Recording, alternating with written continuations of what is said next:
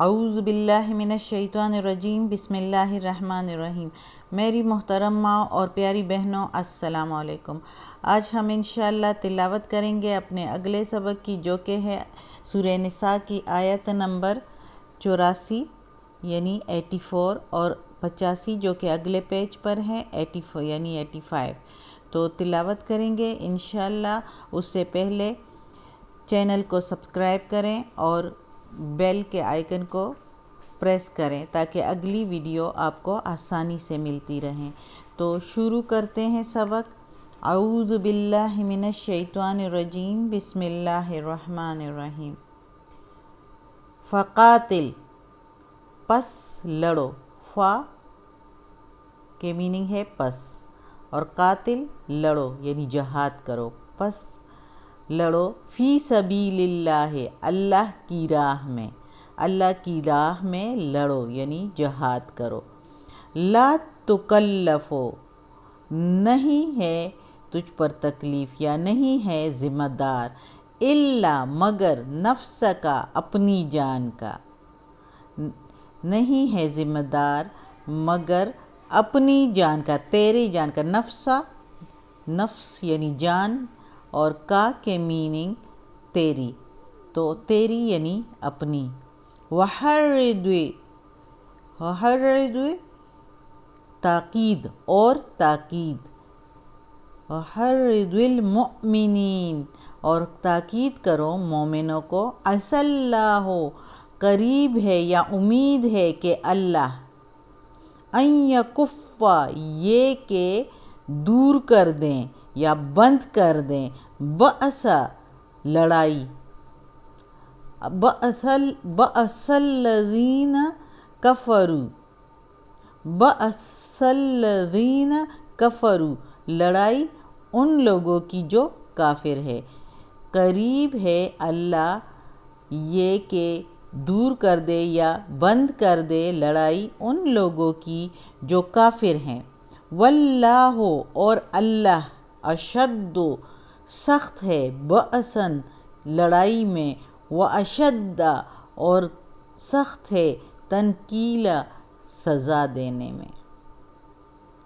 بے شک۔ تو اس آیت میں اللہ تعالیٰ مسلمانوں کو جو ہے جہاد کے لیے کہہ رہے ہیں مزید، اور تاکید کر رہے ہیں اور کہتے ہیں کہ ضرور ہی ضرور جہاد کرو، یعنی رسول پاک صلی اللہ علیہ وآلہ وسلم سے مخاطب ہو کے کہہ رہے ہیں کہ جہاد کے لیے جاؤ۔ اور یہ اس کے پیچھے جو کانسیپٹ ہے وہ جنگ بدر صغریٰ کی ہے، جو کہ جنگ احد کے بعد لڑی گئی تھی۔ لڑی تو پھر نہیں گئی تھی کیونکہ اللہ نے کہا، وعدہ کیا کہ ان یکف باسا، یہ کہ روک دے یا بند کر دے لڑائی کو، تو وہی ہوا اللہ کا وعدہ، اور لڑائی ادھر پھر نہیں ہوئی، لیکن مسلمان گئے تھے، اللہ نے کہا تھا کہ جاؤ۔ اور چونکہ جنگ احد میں مسلمانوں کو بہت نقصان ہوا تھا اور بہت لوگ جو ہے اس میں شہید ہو گئے تھے، تو جو کچے مسلمان تھے اور جو منافق تھے تو وہ جنگ بدر صغریٰ پر نہیں جا رہے تھے۔ اور اس کا جنگ بدر صغریٰ کا جو ہے یہ جو ابو سفیان نے جو ہے چونکہ وہ جنگ احد میں وہ کافی مسلمانوں کو شہید کر کے، اور پھر چونکہ مسلمانوں نے بھی ان پر کافی زوردار حملہ کیا اور حوصلے نہیں ہارے، جو پکے مسلمان تھے، بہادر مسلمان تھے، تو وہ حوصلہ ہار بیٹھے اور بھاگ گئے۔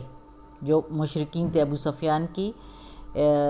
اندر، جو ان کی سپہ سالاری میں، اور خالد بن ولید کی سپہ سالاری میں جو مشرکین آئے تھے لڑائی کے لیے، تو وہ پھر بھاگ گئے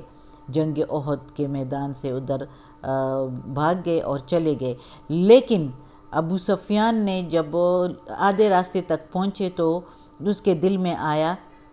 کہ ہم نے کیوں نہیں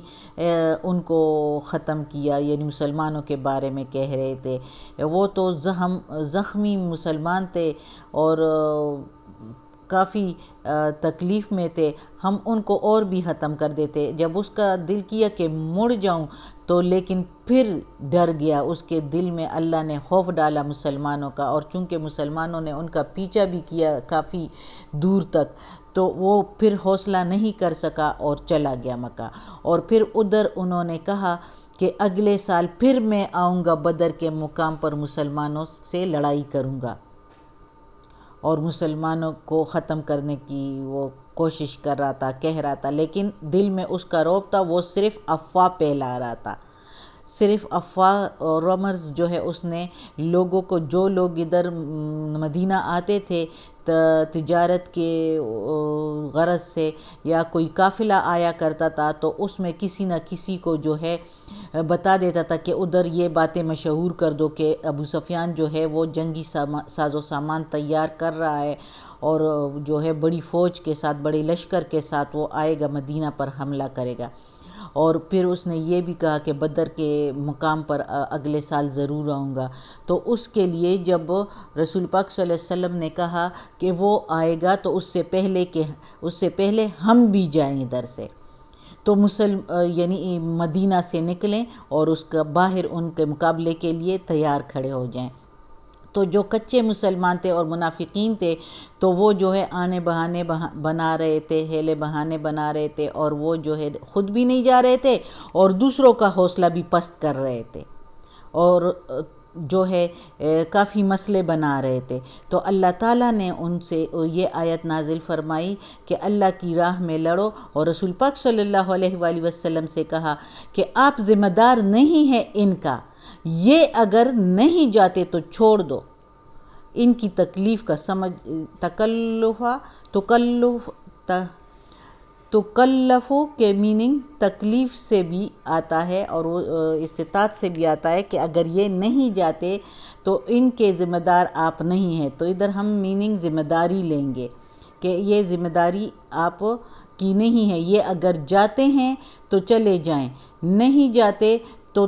آپ اپنی جان کے جو ہے ذمہ دار ہیں، نفس کا مگر اپنی جان کا، یعنی اپنی جان کے ذمہ دار ہے۔ اگر یہ نہیں جاتے تو تم اکیلے جاؤ، رسول پاک صلی اللہ علیہ وسلم سے کہا تم اکیلے، بے شک اپنی جان کے تم ذمہ دار ہو، تم اکیلے جاؤ،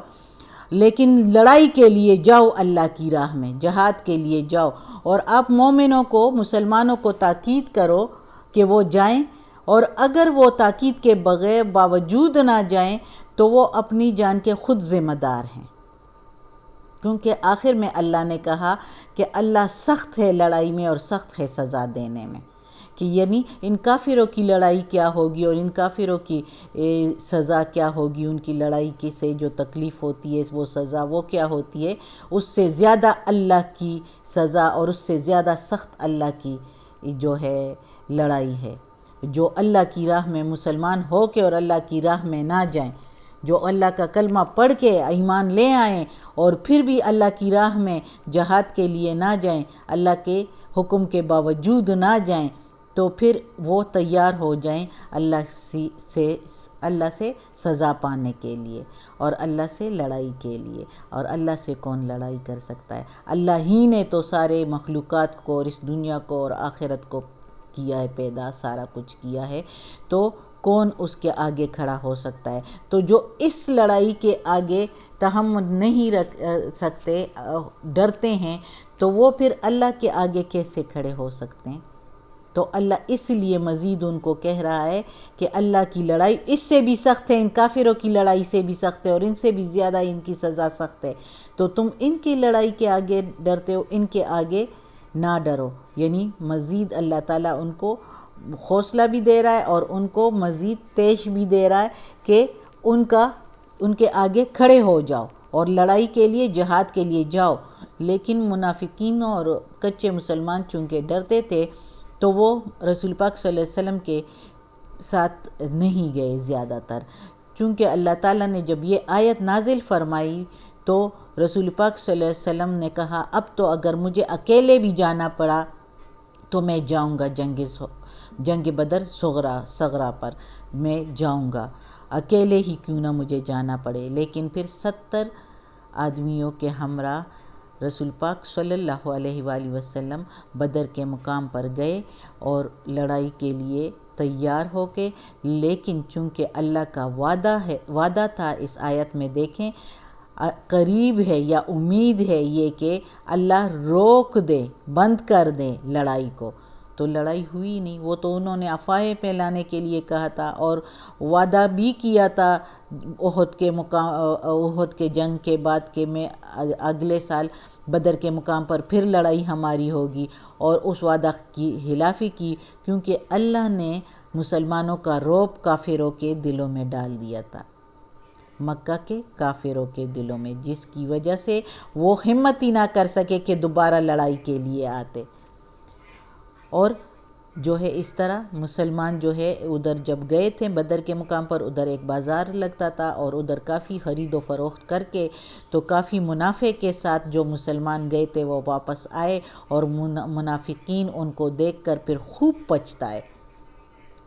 اور مسلمان خوش ہو کہ نہ ان کو کوئی زخم نہ کوئی تکلیف، اور اللہ کی طرف سے ثواب ہی ثواب الگ اور دنیا کا فائدہ الگ، دونوں طرف سے فائدہ ہوا۔ یہ تو ٹائم کافی ہو گیا، تو انشاءاللہ آج کا سبق ختم ہوتا ہے۔ صدق اللہ العظیم۔ اللہ ہمیں یہ قرآن مجید کا ترجمہ مکمل کرنے کی توفیق دے اور اس پر عمل کرنے کی توفیق دے۔ یا اللہ، یا رب العالمین، یا مالک یوم الدین، یا علی کل شیء قدیر، یا غفور الرحیم، یا رحمان الرحیم،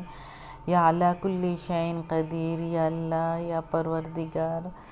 یا اللہ ہمیں، ہمارے والدین کو، ہماری اولاد کو، ہمارے بھائی بہنوں کو، ہمارے گھر والوں کو، ہمارے بھابھیوں نندوں کو، میری استانی آپی جان کو، ہمارے رشتہ داروں کو، کل مومن مسلمانوں کو یا اللہ جنت فردوس میں جگہ عطا فرما، دوزخ کے عذاب سے بچا، قبر کی سختی آسان فرما۔ یا اللہ یہ سبق ہم نے پڑھا یا اللہ ترجمے کے ساتھ، تفسیر کے ساتھ، اس میں ہم سے کوئی غلطی ہوئی ہو تو معاف کر یا اللہ۔ یا پروردگار تو بڑا مہربان ہے، ہمیں بخشش دے اور ہمیں معافی دے اور ہمیں اپنے نیک اور صالح لوگوں میں شامل کر دے یا اللہ، ہمیں عافیت والے معاملات دے اور ہماری تکالیف، بیماریاں اور پریشانیاں ہم سے دور کر دے، آمین ثم آمین۔